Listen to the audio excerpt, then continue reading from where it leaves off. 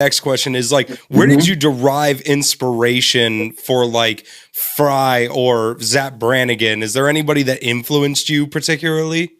Well, for Zap Branigan, I started off, I hated school. I had no use for academia. It used to make me sick just thinking about going to school my whole life because I couldn't understand anything. Gotcha. And so it was murder on me. It was time stood still every single day and night. But I used to listen to the radio, and I came up in an era where they were the guys on the radio. I used to call them big dumb announcers because they sounded like big, T-Rexes or something that could talk. Yeah.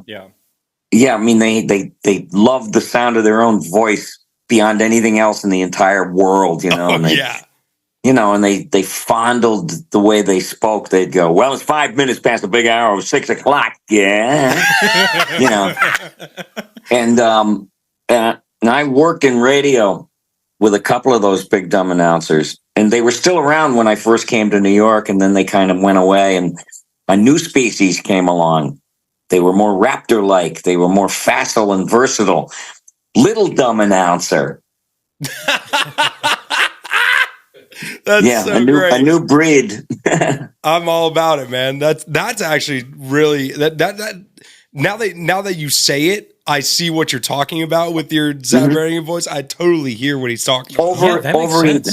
Over enunciated and clinging to the words in all the inappropriate ways and emphasizing the wrong things, like paying no attention to the subtext.